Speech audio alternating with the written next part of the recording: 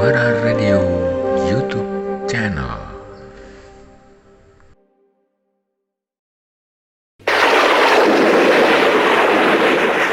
Saur Sepuh dalam kisah Darah Biru. Sandiwara Saur Sepuh dalam kisah Darah Biru ini akan mengisahkan asal mulanya seorang tokoh Dikjaya bernama Kumbara, satria sejati, pujaan rakyat Madangkara. Sandiwara Radio YouTube channel. Dalam seri pertama dikisahkan bahwa Gayatri, seorang janda dari kampung Jamparing, Madangkara, telah kehilangan anak tunggalnya, Brahma, saat kerajaan Madangkara diserang bala tentara Kuntala. Untunglah Brahma selamat, dilindungi dan diasuh oleh kakek Astagina, seorang pendekar abadi. Sedangkan Gayatri akhirnya dipersunting oleh Senopati Ardalepa, seorang bangsa Kuntala. Senopati Ardalepa bertekad untuk mencari Brahma, maka diutusnya anggota pasukan rahasia untuk mencari ke segenap penjuru Madangkara. Tetapi hasilnya nihil. Kini Senopati Ardalepa mengutus para hulu balang meminta tolong ke segenap wilayah negara-negara tetangga.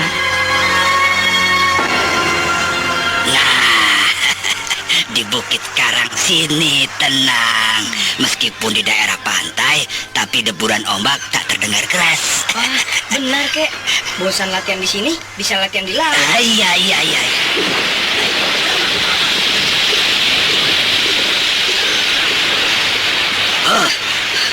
Burung raksasa. Belum pernah aku melihat burung Raja Wali sebesar itu. Aduh, kukira mau menyerang kita. Syukurlah cuma lewat. Suaranya keras sekali. Sayapnya juga bunyi keras sekali. Ayo kek, cari sarangnya. Is. Jangan gegabah. Burung itu sangat buas. Jangan diganggu. Diserang Raja Wali kecil saja, kita akan repot dan kewalahan. Apalagi seperti tadi, Raja Wali raksasa. Disabet sayapnya saja kita bisa hancur. Pakai pedang biru ini kek, pasti dia kalah. Untuk apa, Brahma? Kita manusia, dia binatang. Tidak usah saling mengganggu. Kalau dia menyerang kita? Nah, itu lain perkara, ya. Wah, kalau bisa naik ke punggungnya, wah, enak ya kek. Bisa terbang ke angkasa, Iya. putar-putar ke sana kemari, melayang-layang sampai ke langit.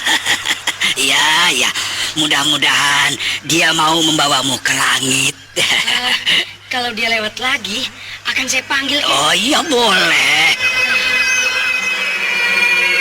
Di pantai itu, Astagina dan Brahma menemukan sebuah goa kecil yang dalamnya cukup luas. Lantainya bagus, keras. Astagina memutuskan untuk tinggal di situ selama Brahma menghendakinya. Sementara itu, Gayatri telah melahirkan seorang putri dari perkawinannya dengan Senopati Ardalepa dan diberi nama Mantili. Umurnya beda 7 tahun dengan Brahma. Ketika berpisah, Brahma berumur 6 tahun. Setahun kemudian, lahirlah Mantili.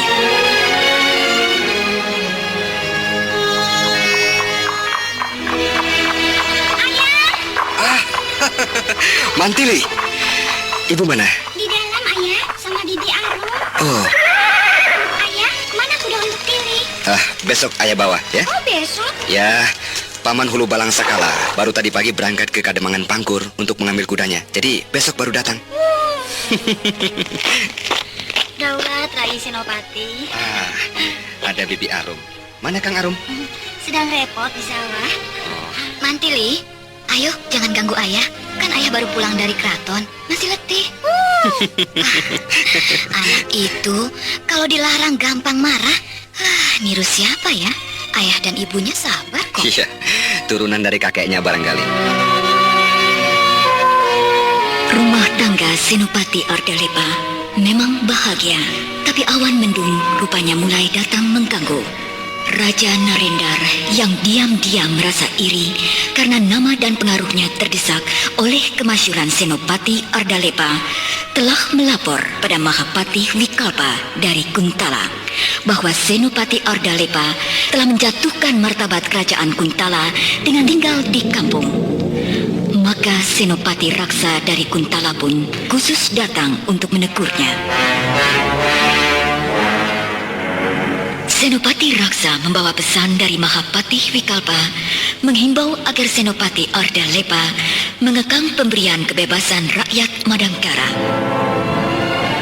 Senopati Ardalepa merasa tersinggung oleh himbauan tersebut dan sempat terjadi pertengkaran dengan Senopati Raksa.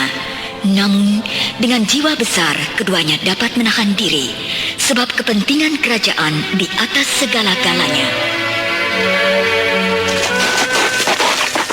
Bung, lihat Bung, saya sudah pintar menunggang kuda. Iya, tapi larinya jangan cepat-cepat. Biar begitu saja. Iya Bung.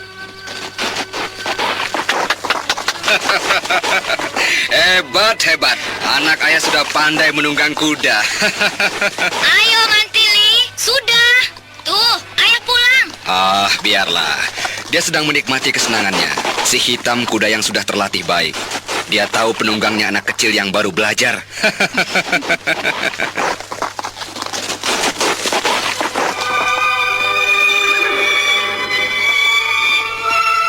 Bagaimana Kakang? Ada perkembangan baru? Belum, Dinda. Senopati Raksa baru pulang ke Kuntala tadi pagi. Oh, Ya, tak lama lagi pasti ada berita dari kerajaan Kuntala. Kemungkinan besar aku akan dipanggil. iya Kakang. Kalau aku ditarik ke kerajaan Kuntala, apa Dinda bersedia ikut? Kemana saja Kakang pergi, saya akan tetap berada bersama Kakang. Terima kasih, Dinda. Sementara itu, Brahma terus berlatih bersama Astagina di pantai selatan. Sekarang dengan mudah Brahma sudah mampu menghancurkan batu-batu besar.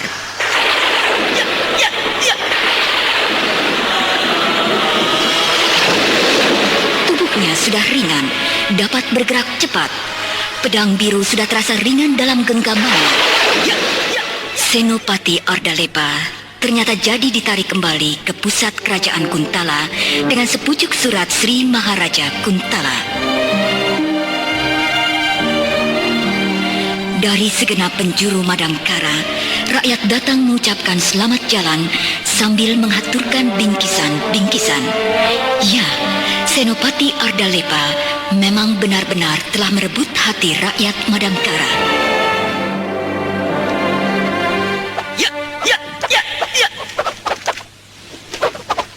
Hei, panas!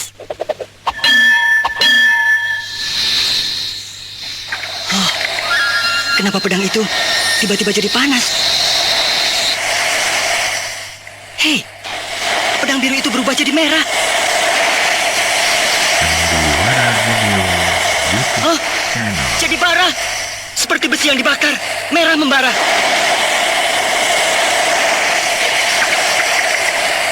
Baik, aku harus mempergunakan pranayama untuk bisa memegang pedang biru itu.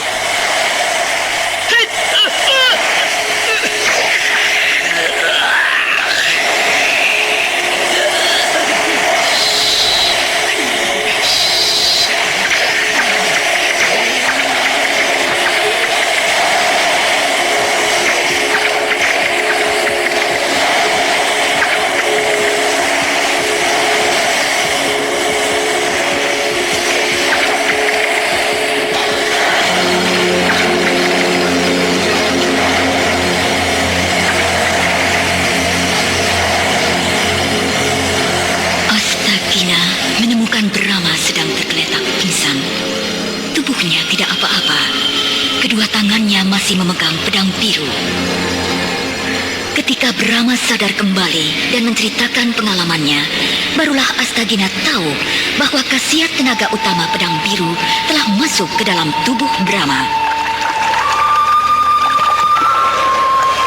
Sekarang tubuhnya menjadi tahan terhadap segala macam cuaca.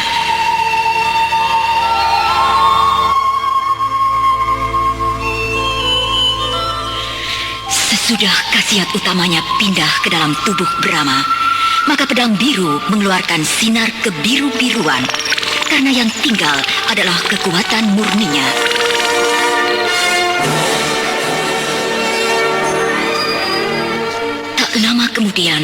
Raja Wali raksasa lewat lagi di atas Brahma dan Astagina.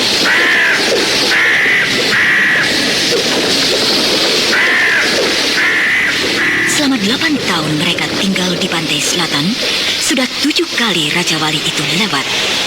Brahma nekat memanggil Raja Wali itu dengan menyuitinya.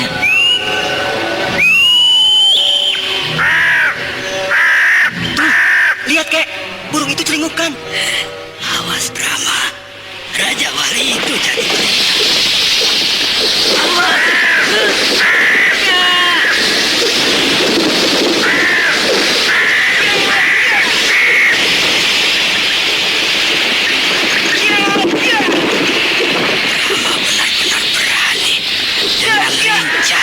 dia melayani gempuran Raja Wali yang atas itu.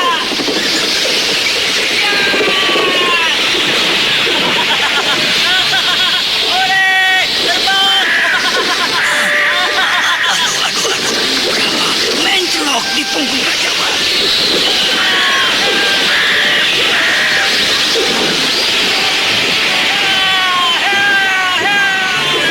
Cekik lehermu sampai mati.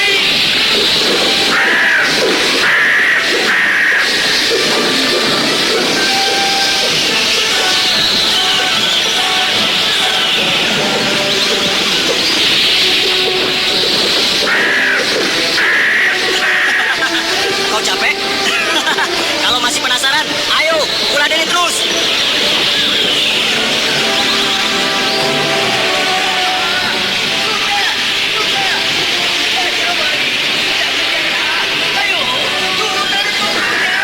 Hai, Kak.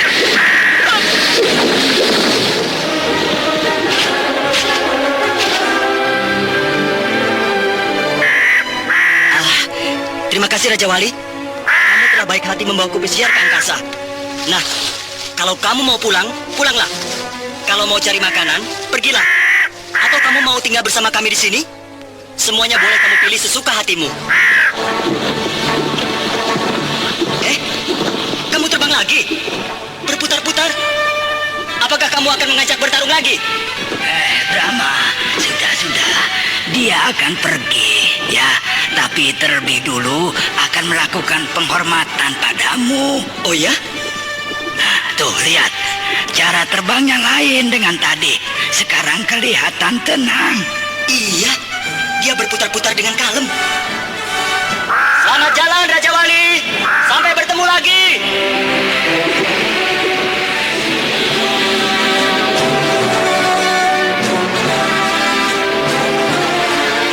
Kepandian Brahma telah mencapai taraf yang tertinggi.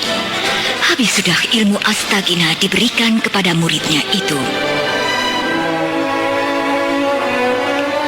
Maka Astagina minta diri kepada Brahma akan pergi menghabiskan masa tuanya dengan tenang dan damai, menemui kakak seperguruannya di Gunung Dulang di seberang lautan.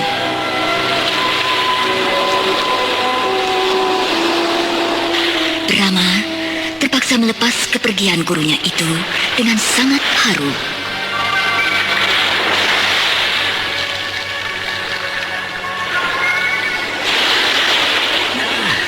Brahma, aku segera akan berangkat, ya. Iya, Kek. Jangan sedih, apalagi menangis. Pendekar tidak boleh cengeng, ya. Iya, Kek.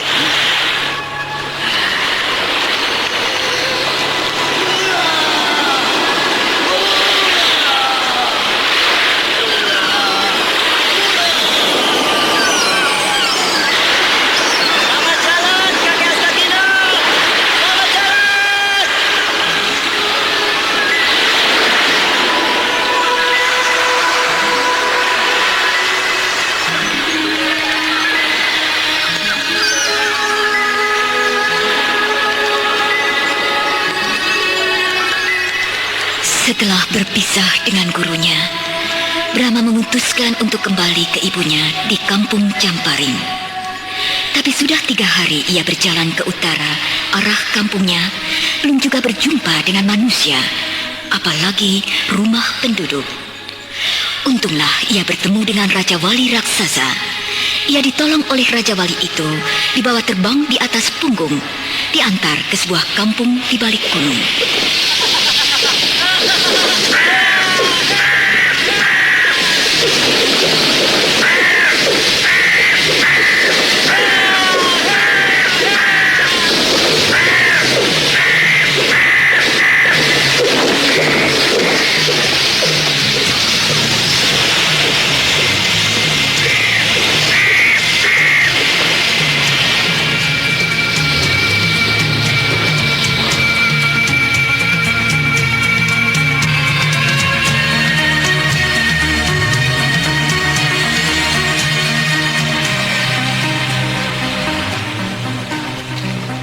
Sampurasun, Rampes.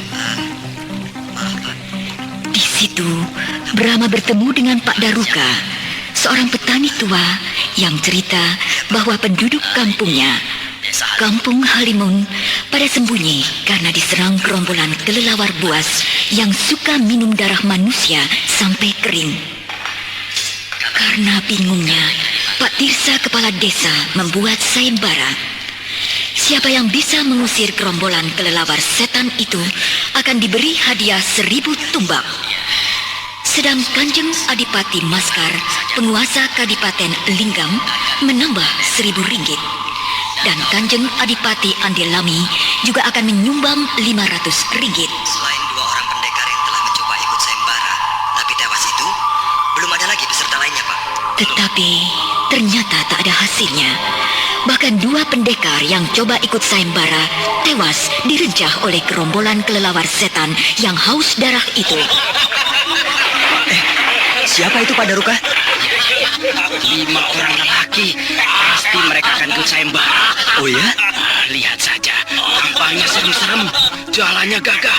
Semuanya bawa pedang. Pasti mereka para pendekar jagoan. Wah, bakal ramai nih.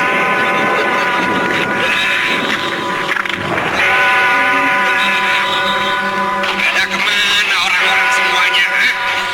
Sepi. Rumah-rumah semuanya tutup. Takut barangkali. Alah, sama kelelawar saja takut, Hei, keluar semuanya. Nih kami, 5 pedang sakti telah datang untuk membebaskan kalian dari ketakutan. Ayo. Tidak takut. Sudahlah. Kalau kalian tak mau keluar, masa bodoh. Dasar rakyat penakut. Masa kita dibiarkan? Tak ada penyambutan. Iya. Harusnya kita disambut dengan meriah. Sebab kita pahlawan kan? Iya. Ayo, kita cari rumah kepala desa. Ya, ayo. Mari, ayo. Pak Daruka, mereka sombong ya? Oh iya. Tapi memang pemberani. Dan tampaknya tukang berkelahi semuanya. Mudah-mudahan saja mereka benar-benar bisa mengusir gerombolan kelelawar setan itu. Harapan Pak Daruka ternyata meleset. Karena ketika para kelelawar setan datang menyerang saat mereka sedang makan ikan bakar dan minum tuak di warung Pak Daruka, ternyata kelima-limanya kerepotan tak berdaya menghadapinya. Senjata rahasiaku habis. Senjata rahasia mereka habis. Padahal gerombolan kelelawar malah makin banyak.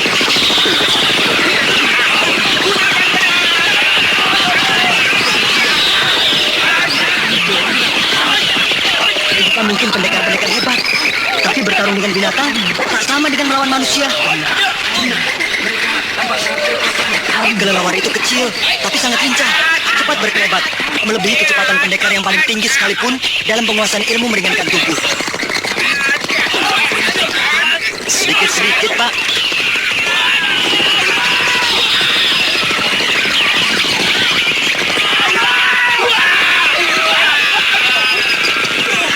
Mengerikan. Ribuan kelelawar merencah tubuh kelima pendekar.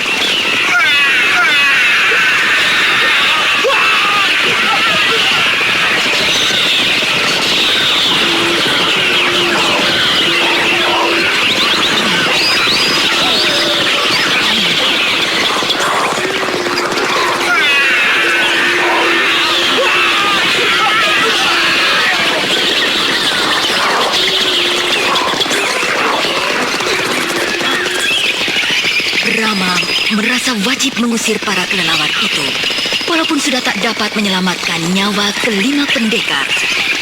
Agar Pak Daruka tak tahu kemampuannya, maka disuruhnya Pak Daruka sembunyi dalam peti. Sesudah itu, barulah dia loncat menuju ke medan laga.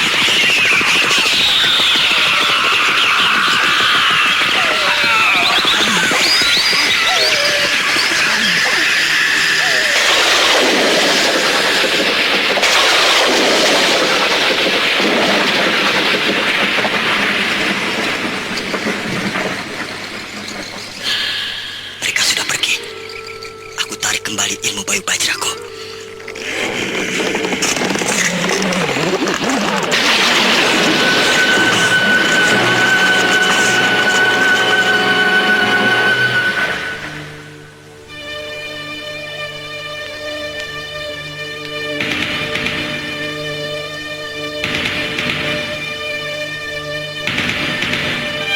Brahma, Ya, Pak. sini. Ada apa, Pak? Ada lagi yang datang. Oh, seorang gadis cantik. Ya, betul. Dia pasti pendekar.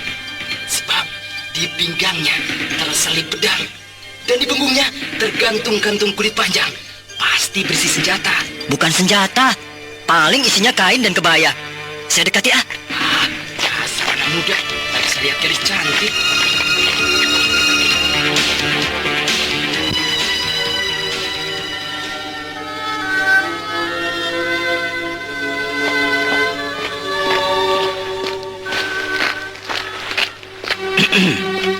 Siapa kau? Saya. Brahma. Dan kamu? Apa perlunya tahu namaku? Loh, aku penduduk sini. Pangkatku kepala ronda. Jadi tiap orang yang masuk ke desa Halimun ini wajib lapor padaku. Utari. Utara? Utari. Oh, namamu Utari. Kukira timur, tenggara, selatan. Cengengesan. Kamu pendekar ya? Mau pendekar atau bukan? Itu urusanku. Kalau pendekar, baiknya kamu pulang saja. Apa? Hehe, jangan melotot begitu ah. Aku tak kuat melihatnya. Sebab kamu tambah jadi cantik. Jangan bergurau.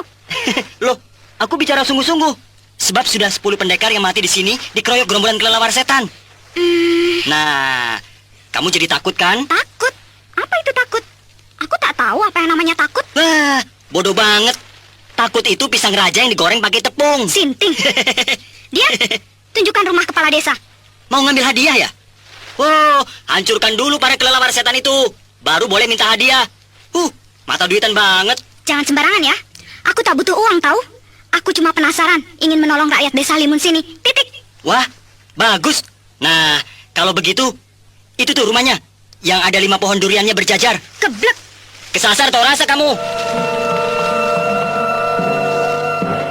Ketika seekor kelelawar penyelidik melihat kehadiran Utari, maka tak lama kemudian gerombolan peminum darah manusia itu pun datang. Sangat banyak, hingga seperti gumpalan awan hitam. Tetapi Utari memang gadis pemberani. Dia menyerang duluan, menggempur gerombolan kelelawar setan itu.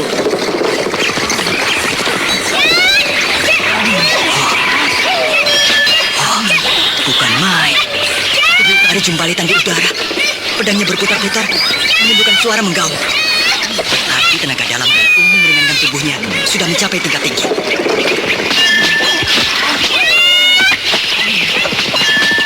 Puluhan kelelawar setan itu hancur. Tubuhnya murat-marit digempur pedang gadis itu. Utari pintar. Dia lindungi tubuhnya dengan putaran pedang.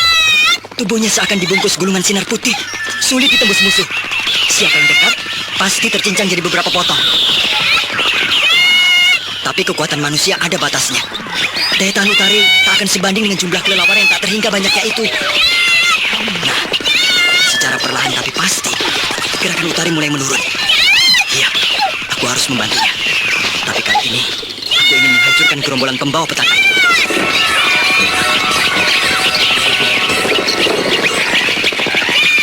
Kalau dengan ilmu Bayu Bajra gerombolan kelelawar itu hanya menyingkir, tapi tidak musnah, maka sekarang akan kutumpas dengan pukulan petir bara, biar hangus terbakar semua.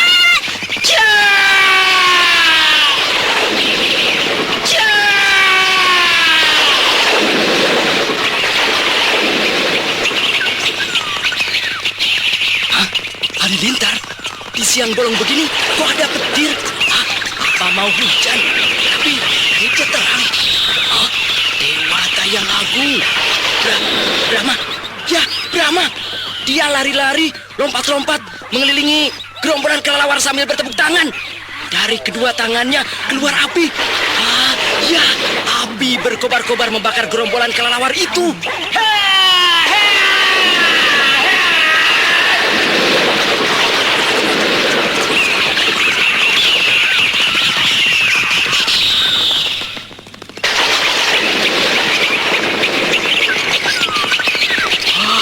Luar biasa. Gerombolan kelelawar setan itu kucar-kacir. Separuhnya sudah habis terbakar hangus. Gerombolan kelelawar itu tinggal sedikit. Mereka tak bisa lari karena dikurung api yang berkobar-kobar yang keluar dari tangan Brahma. Hei, hentikan permainan sulapmu. Musuh sudah habis. Gerombolan kelelawar setan itu sudah matang. Tinggal bikin sambal, makan besar. Jangan-jangan cengir. Loh, ditolong malah marah. Siapa yang minta tolong sama kamu? Mentang-mentang kamu hebat, lalu mau pamer ya? Tidak apa, aku mengaku kalah. Tunggu dulu. Mau kemana? Pulang, Hadiahnya bagaimana? ambil untukmu. Jangan begitu. Kamu pengikut sembara yang resmi, sebab kamu yang menghadap kepala desa. Aku kan pengikut tidak resmi, karena tak pernah bilang apa-apa padanya. Kamu yang berhak minta hadiahnya. Nah, aku punya usul. Apa? Ambillah hadiah itu, lalu kita bagi-bagikan kepada rakyat, terutama yang miskin. Setuju? Bagus, setuju. Nah, kalau begitu, ayo kita ke rumah Pak Tirsa, kepala desa itu.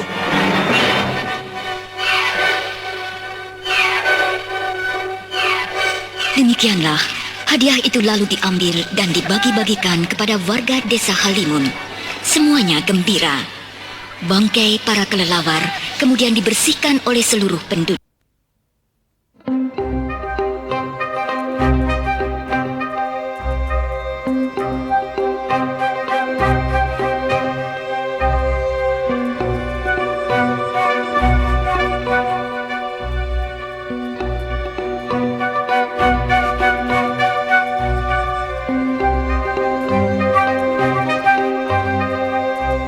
Datang lagi. Kelelawar setan itu datang lagi. Celaka. Ya!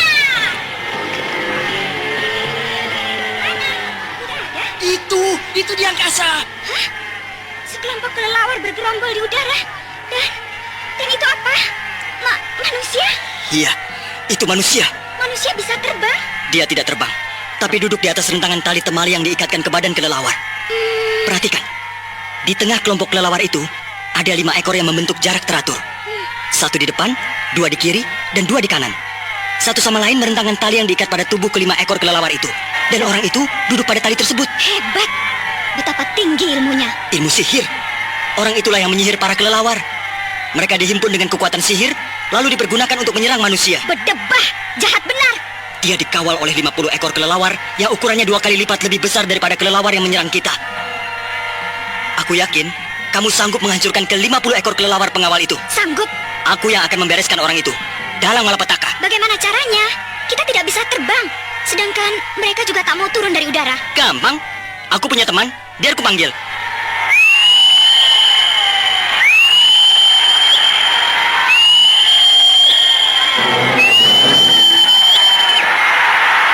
Siapakah kiranya dalang dari malapetaka itu? Ternyata menurut Pak Daruka yang mengenalinya, dia adalah Sartin, saingan Pak Tirsa dalam pemilihan kepala desa dulu. Dia telah habis-habisan mempertaruhkan uang dan hartanya, menyogok penduduk desa agar memilihnya. Tetapi karena dia agak sombong dan keras, mudah marah, maka Pak Tirsa yang sabar bijaksana yang terpilih. Karena sangat kecewa, lalu dia menjadi seperti orang gila, suka tertawa-tawa sendiri. Dan sejak 3 tahun yang lalu, Sartin menghilang tak tentu rimbanya. Kini dia datang membalas dendam dengan para anak buahnya. Nah, itulah sahabatku. Sahabatmu? Iya, lihat saja nanti siapa dia.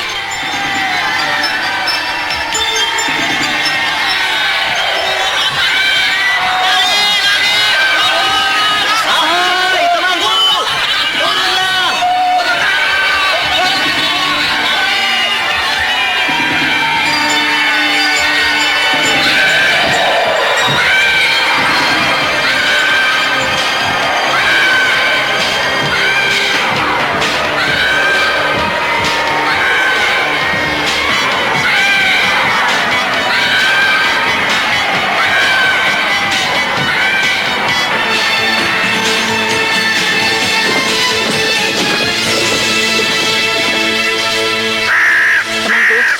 Kau lihat di angkasa sebelah sana. Orang yang berpakaian putih-putih bersama para kelelawar itu jahat sekali. Punya ilmu sihir. Dan dengan ilmu sihirnya, dia telah menyengsarakan rakyat desa Halimun sini. Dia harus dihabisi. Nah, bawalah aku naik di punggungmu, menyerbu orang itu.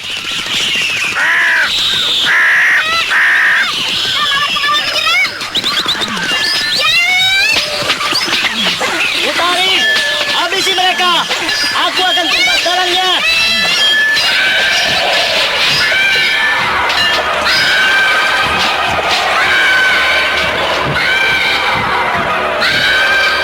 Brahma naik burung Raja Wali raksasa menyerang Sartin, tapi segera disambut dengan asap hitam yang keluar dari tangan Sartin. Brahma cepat menyapu asap hitam itu dengan angin ciptaannya. Ini pemberian gurunya Astagina. Kemudian Sartin menyerang dengan semburan api, tapi dibasmi dengan hujan buatan Brahma. Lalu terjadilah pertempuran udara mati-matian antara Sartin dan Brahma. Celaka, kelima ekor kelelawar tungganganku mati semua.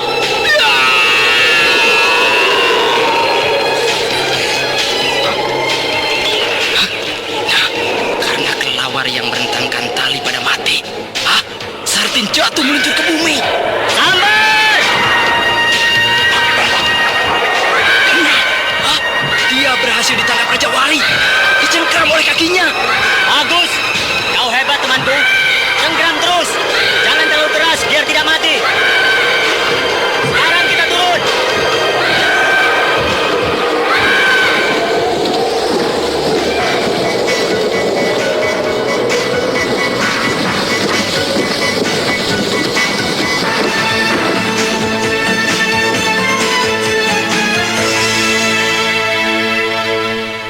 Sartin yang sudah menyerah tak berdaya, akhirnya diserahkan kepada Pak Tirsa. Langsung diikat dengan rantai besi, akan diadili di Kadipaten Linggam.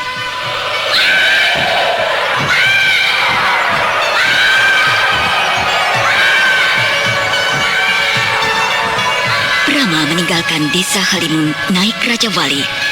Utari ngotot ikut, membonceng di belakang. Karena lapar, mereka minta diturunkan di Kadipaten Singkur, masih termasuk wilayah Madangkara.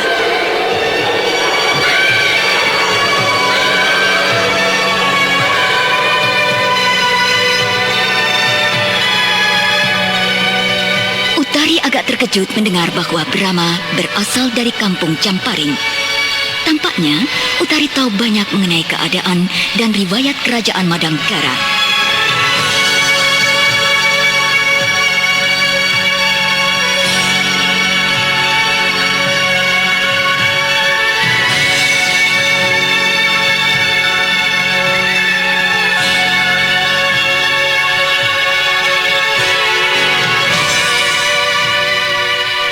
Untuk menghilangkan lapar dan haus, Brahma dan Utari masuk ke sebuah rumah makan yang bagus atas pilihan Utari.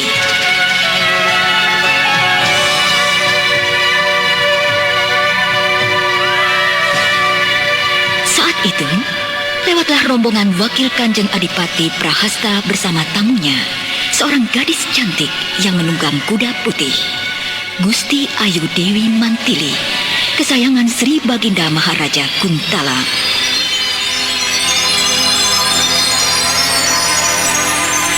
Brahma dan Utari sangat tertarik perhatiannya pada Mantili.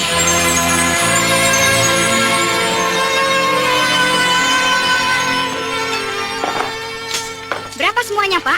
3 ringgit, Neng. Nih, Brahma, aku yang bayar. aku juga boleh bayar kan? Boleh, tapi... Besok saja. Kalau makan di sini lagi, kamu yang bayar. Iyalah, Tuh, Pak. Uang ringgit biasa saja, Den. Uang emas ini tak ada kembalinya. Saya tak punya. Semuanya emas. Lihat. Hah? Uang emas sekantung besar? Brahma, uangmu banyak sekali. Dikasih kakek Astagina. Wah, bagaimana? Tak ada kembalinya, Den. Uangku saja, nih. Terima kasih, Neng. Kebetulan di Kadipaten Singkur sedang ada keramaian. Ada sandiwara keliling dari desa Kingkilabang dan hiburan-hiburan lain seperti doger, topeng, sulap, dan gelut. Pertandingan gelut itu sangat ramai. Siapa saja boleh ikut dan yang menang dapat hadiah uang. Ada Ada seorang jago gelut yang selalu menang. Kaspar namanya. Badannya besar, tegap, berbulu seperti gorila. Karena sudah tak ada yang berani melawan Kaspar, maka Brahma pun tak dapat menahan diri untuk terjun ke gelanggang. Tentu saja dengan mudah Brahma menang karena dia pakai tenaga dalam. Brahma bermaksud memberikan uang hadiah gelutnya kepada para pengemis dan gelandangan. Oleh karena itulah, ia mengajak Utari jalan-jalan mencari mereka.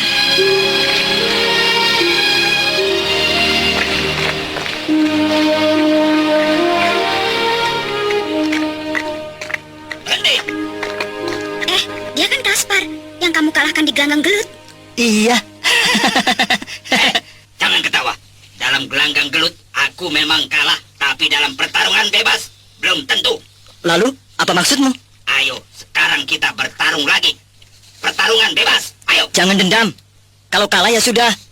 Aku juga tak cari musuh kok. Cuma sekedar mau meramaikan pasar malam saja. Jangan banyak omong.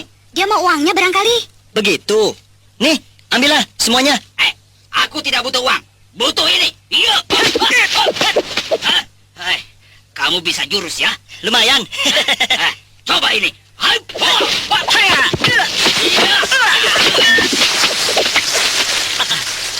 Aduh, ikaku kena. Bangsat ke? Edas!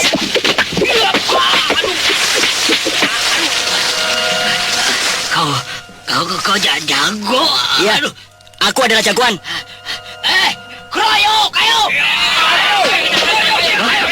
Ini kan semuanya yang ikut bertarung di gelanggang gelut. Iya, Aseng, Rastam, Jakun, dan Kardis. Ya, Rupanya satu komplotan mereka. Jangan banyak cincang. Utari, sekarang kamu yang maju. Ayo. Pemimpinnya sudah kujatuhkan. Sekarang anak-anak buah itu giliranmu. Baik, ayo, maju semuanya. Sekaligus. Ya. Sombong kali perempuan ini.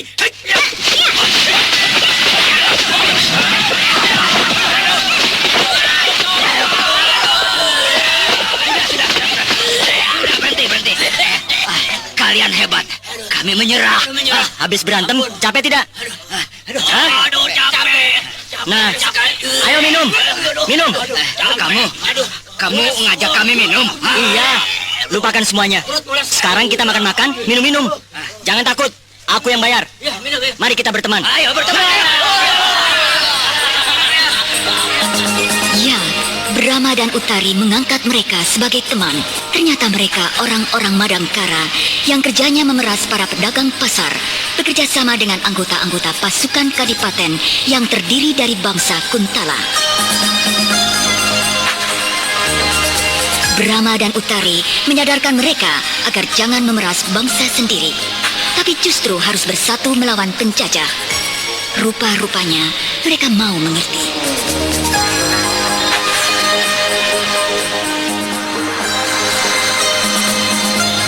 Brahma mendapat sial. Ketika pulang ke penginapan Raus tempatnya tidur bersama Utari, ternyata kantung emasnya hilang dicuri maling.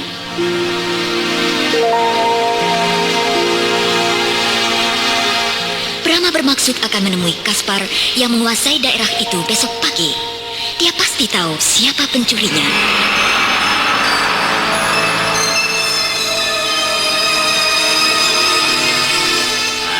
Brahma, sekarang begini saja. Untuk menghemat waktu, apakah kamu mencurigai seseorang atau tidak? Aku kan orang baru, belum ada yang ku kenal. Ya baru kalian ini. Ada pelayan? Hah? Pelayan? Iya, pelayan rumah makan Raos yang ada di seberang jalan penginapan Raos. Oh, kedua-duanya milik juragan Barley itu. Dia takut sekali padaku. Jadi pelayan mana yang kamu curigai? Yang tinggi kurus, kulitnya putih sekali. Tampak sangat pucat. Ada tai lalat di lehernya. Iya, ada. Oh, si Gantar. Iya, si Gantar itu. Kenapa dicurigai? Iya. Ketika melayani kami makan, dia yang lihat Brahma mengeluarkan kantung uang emasnya. Baik. Tapi Rastam kiranya kembali dengan tangan hampa. Si Gantar tidak datang bertugas di rumah makan. Terpaksa Kaspar turun tangan mencarinya ke rumah istri muda si Gantar. Biar letoy, si Gantar istrinya 3, ganas.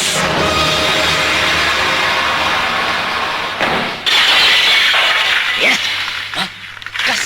Kaspar sedang ngitung uang emas, Waduh, sejak kapan kamu kaya? Ayo. Jangan Kang Kaspar. Jangan apa, Ana? Memangnya aku mau apa? Hah? Jangan sakiti suami saya. Itu bagaimana nanti saja. Aduh, Diam kamu.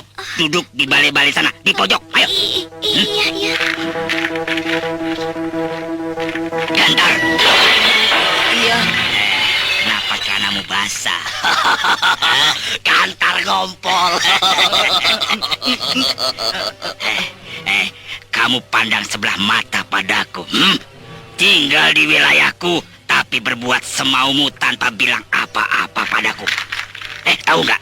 Orang yang kamu malingi itu kawanku. Benarkah? Itu, lihat. Itu mereka datang.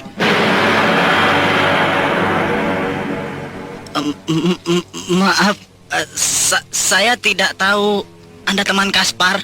Perbuatanmu sangat memalukan. Nah, karena aku teman Kaspar, maka hukuman untukmu kuserahkan pada Kaspar. Ampun. Kenapa berbuat begitu?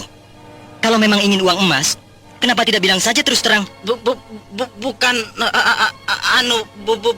Bukan apa? Hah? Ayo. Bukan untuk saya. Untuk siapa? Teman saya, saya cuma disuruh. Oh, kamu punya komplotan ya? Hah? Iya. Bilang siapa mereka? Ayo. Bilang.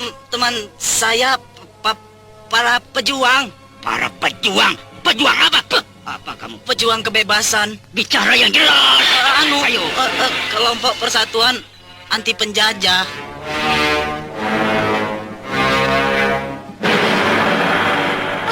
Benarkah? Iya, saya mencuri untuk biaya perjuangan melawan bangsa Kuntala. Sungguh tak kusangka. Ternyata kita satu paham. Ketahuilah, kami juga anti penjajah. Benarkah? Ya, Aduh, kenapa tidak cepat-cepat ngaku, Gantar? Hampir saja lehermu kutebas dengan pedang. Maaf, saya sungguh tidak mengira kalau Anda sekalian juga anti penjajah. Sekarang di mana teman-temanmu itu? Di Goa Jurik, dekat air terjun Galindeng. Markas kami di sana. ayo kita ke sana. Jangan sekarang. Siang ini mereka tidak kumpul. Nanti malam baru. Baik, nanti malam kita ke sana. Semua uang emas itu akan kusumbangkan pada mereka. Oh ya, waduh, terima kasih.